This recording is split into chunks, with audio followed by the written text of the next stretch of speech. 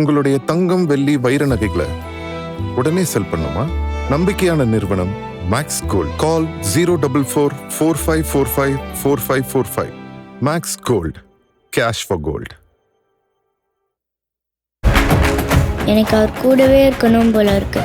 நீ எப்படிடி அவர் கூடயே இருக்க முடியும்? வணக்கம். வழக்கமாக நம்ம திரைப்படம் பார்த்து விமர்சனம் பண்ணுவோம். இந்த வாட்டி ஒரு குறும்படம் அப்படின்னு இணைய திடீர்னு குறும்படத்துக்குள்ளே போயிட்டு அப்படின்னு. இந்த படத்துக்கான ஸ்பெஷலான விஷயம் என்ன காரணம்னா, கடல் கடந்து இருக்கிற நம்முடைய தமிழர்கள் அங்கே வேலை பார்த்துக்கிட்டு இடையில் கிடைக்கிற சின்ன சின்ன கேப் இருக்கு இல்லைங்களா, அந்த கேப்பில் இந்த திரைப்படத்தை, இந்த குறும்படத்தை உருவாக்கியிருக்காங்க. அது ரொம்ப ஸ்பெஷலான ஒரு விஷயம். மியூட் லவ் அப்படின்னு ட்ரிபிள் எம் ப்ரொடக்ஷன் சார்பாக ஜி பாபு ராமகிருஷ்ணன் இந்த படத்தை தயாரித்து இருக்கிறார். வேறு கடல் கடந்து துபாயில் இருக்கிற நம் தமிழர்கள் ஆஃபீஸில் வேலை பார்க்குற அந்த கேப்பில், அப்புறமா வார இறுதி நாட்களில் டெக்னிக்கலாகவும் அப்புறமா ஆக்டிங்காகவும் ஒரு அவங்களுடைய முயற்சியை நல்லாவே பண்ணியிருக்காங்க. ரொம்ப ஒரு சின்ன படமாக ஓடுது. ஆனால் எனக்கு தெரிஞ்சு பார்த்தீங்கன்னா இந்த கதையை இன்னும் டெவலப் பண்ணி ஒரு திரைப்படமாகவே எடுத்துருக்கலாமே அப்படின்னு சொல்லுது. சரி, என்ன அந்த குறும்படம், அதை சொல்லுப்பா நீ. ஒன்றில் ஒருத்தர் அவர் ஒரு பொண்ணை லவ் பண்ணுவார். அந்த லவ் எப்படி போய் சொல்கிறதுன்ட்டு அவர் அதுக்காக ஒத்திகை பார்த்துக்கிட்டே இருப்பார். கண்ணாடி முன்னாடி நின்று ஒத்திகை பார்த்துட்டு இருப்பார். அவருக்கு இடையில் என்ன ப்ராப்ளம் ஏற்படுன்னா, யாராவது ஏதாவது சொல்லும் பொழுது திடீர்னு அவருடைய 2 காதும் அடைச்சிக்கும். ஒரு மாதிரி குயின்னு சவுண்டு வரும். அது என்ன ப்ராப்ளம் ஏதுன்னே அவருக்கு தெரியல. யாராவது எதிராளி பேசும்போதெல்லாம் அந்த காது அடைச்சிக்கும். இப்படி இந்த ப்ராப்ளத்தோடு இருக்கார். அந்த லவ்வையும் சொல்லி ஆகணும். அந்த பொண்ணை பார்த்து அப்படியே உருகிறாரு. நண்பர்கிட்டலாம் டிஸ்கஷன் பண்ணுறாரு. அதில் இருக்கிற ஒரு அறையில் இருக்கிற ஒரு நண்பர்லாம் ஐடியாலாம் கொடுக்குறாங்க. இப்போ லவ்வை போய் சொல்ல போகிற நேரத்தில் அந்த பெண் திருமண பத்திரிகையை கையில் நீட்டுறாங்க. அதன் பிறகு என்ன நடக்குது அப்படின்னு தான் இந்த குறும்படத்துடைய ஒரு சுவாரஸ்யம். இது எனக்கு தெரிஞ்சு பார்த்தீங்கன்னா, இந்த ஓஎன்ட்ரி கதை இல்லைன்னா குமுதத்தில் ஒரு பக்க கதை அப்படின்னு வரும் இல்லைங்களா, அது மாதிரி நம்ம நினச்சி கடைசியில் முடிவாக இருக்கும். சரி, ஓகே, எல்லாரும் புதுசு, எல்லாரும் தொழில்முறை சினிமாக்காரர்கள் கிடையாது. மிக முக்கியமான ஒரு விஷயம். இதில் நடிச்சிருக்கிறவங்க அதில் 2 பேர், அவங்க தான் லீட் ரோல். ஒருத்தர் ஒமர் ஷெரீப், அப்புறமா பூஜா பாலகிருஷ்ணன், அப்புறம் நிறைய கோ ஆக்டர்ஸ்லாம் இருக்காங்க. இந்த படத்தை டைரக்ட் பண்ணிக்கிறது இம்ரான் பாட்ஷா. மிக முக்கியமாக டெக்னிக்கலாக இந்த படம் ரொம்ப நல்லா இருக்குது. இந்த ஒமர் ஷெரீப் அவர் தான் இந்த குறும்படத்தினுடைய கதையின் நாயகன். பூஜா பாலகிருஷ்ணன் நாயகி. 2 பேருமே ரொம்ப பிரமாதமாக நடிச்சிருக்காங்க. குறிப்பாக ஒமர் அவருடைய நடிப்பு ரொம்ப சூப்பராக இருக்குது. எனக்கு தெரிஞ்சு பார்த்தீங்கன்னா, ஒரு பிரதீப் ரங்கநாதன், தனுஷ் இவர்களை கலந்து, ஏன்னா சிரிச்சது காரணம்னா பிரதீப் ரங்கநாதனுடைய நடிப்பையே தனுஷோடைய சாயல் அப்படின்னு சொல்லியிருக்காங்க. இவங்க 2 பேரும் சேர்ந்த ஒரு கலவையாக பண்ணியிருக்காங்க. அப்புறம் பூஜா அவருடைய ஒரு சின்ன சிரிப்பு, அந்த சிரிப்புக்கு பின்னாடி இருக்கிற அர்த்தம், அப்புறமா அவங்க அந்த கல்யாண பத்திரிகை கொடுத்த உடனே அவங்களுடைய ரியாக்ஷன், இதெல்லாம் சேர்ந்து, அப்புறமா நண்பர்கள், அப்புறம் மிக முக்கியமான ஒரு விஷயம் மியூசிக். இடையில் எங்கெங்கெல்லாம் அந்த பாடல்களை வைக்கணுமோ அந்த பாடல்கள், அதை கரெக்டான ஒரு ரீரெக்கார்டிங், அப்புறமா கூட நடித்த அந்த நடிகர்கள் அவ்வளோ சப்போர்ட்டாக. எனக்கு தெரிஞ்சு பார்த்திங்கன்னா, இவங்கெல்லாம் கோலிவுட்டில் இருக்க வேண்டியவங்க எப்படி அமீரகத்தில் இருக்காங்கன்னு ஒரு சின்ன சந்தேகம் இருந்தது. அந்தளவுக்கு நேர்த்தியாக அந்த படத்தை பண்ணியிருந்தாங்க. அருமையாக நடிச்சிருந்தாங்க.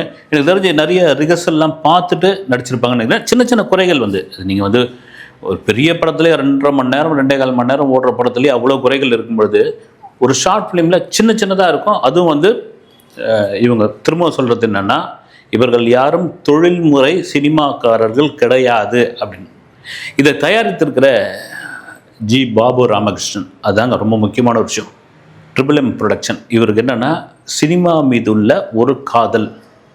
இவர் என்னன்னா, நம் தமிழ்நாட்டை சேர்ந்தவர். நாகப்பட்டினம் மாவட்டம் குறுக்கத்தி அப்படின்ற ஒரு சாதாரண கிராமத்திலிருந்து அங்கே துபாய்க்கு போனவர். எப்படின்னா,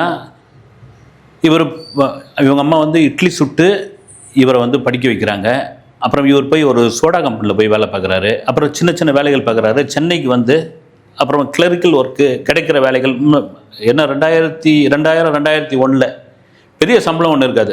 2000 ரூபாய், 3000 ரூபாய், 4000 ரூபாய் இந்த மாதிரி சம்பளத்தில் வேலை பார்க்குறாரு. இவருக்கு என்னென்னா, கடல் கடந்து போய் ஒரு பெரிய அளவில் சம்பாதிக்கணும், மற்றவங்கள மாதிரி நம்ம இருக்கக்கூடாதுன்னு சொல்லி அவர் துபாய் கிளம்புறாரு.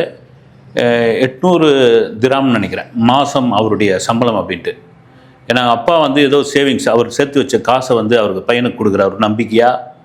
அவருடைய சகோதரர் வந்து ஃப்ளைட் டிக்கெட் எடுத்து கொடுக்குறாப்புல. இவ்வளோ தான் ஒரு சொற்ப இதுவில் போயிட்டு துபாயில் 23 வருஷம் ஒரே கம்பெனியில் வேலை பார்க்குறாரு. வேலை பார்த்த பிறகு அந்த கம்பெனியோட நம்பிக்கையான நபராக மாறுறாரு. அதன் பிறகு எவ்வளோ நாள் ஒரே இடத்துல இருக்கிறது, அடுத்து என்ன பண்ணுவோன்னு அடுத்தடுத்து அவர் வந்து சில நஷ்டங்களை சந்திக்கிறார். கோவிட் மாதிரியான சமயத்தில் பெரிய நஷ்டங்கள்லாம் சம்பாதிக்கிறாரு.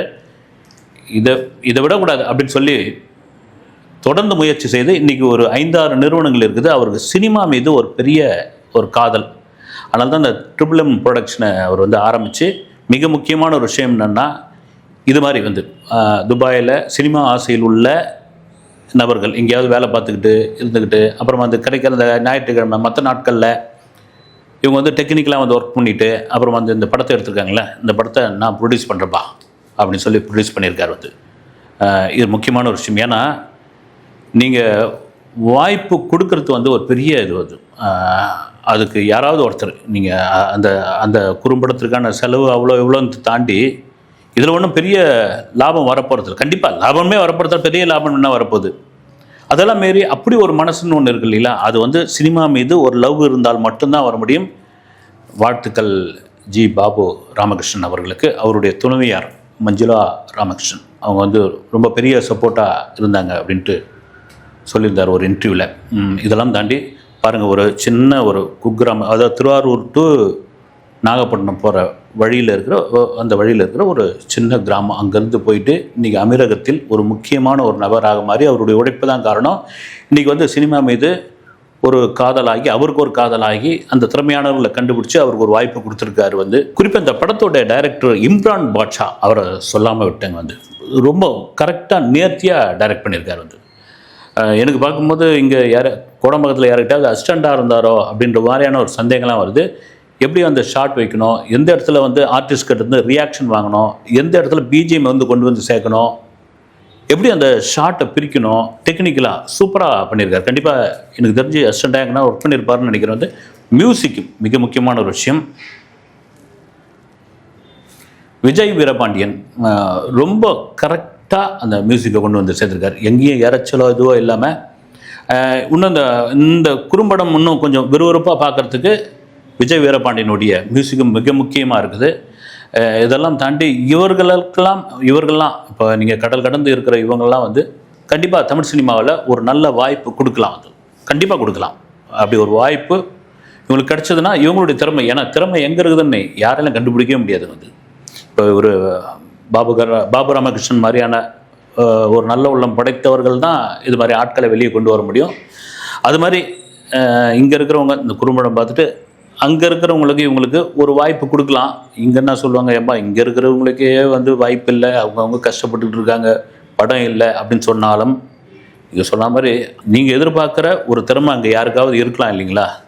ஓகே, அப்படி ஒரு வாய்ப்பு கொடுங்க. மியூட் லவ் வாய்ப்பு இருந்தால் நீங்களும் போய் கூட பாருங்கள். அடுத்த வீடியோவில் சந்திக்கிறேன். நன்றி.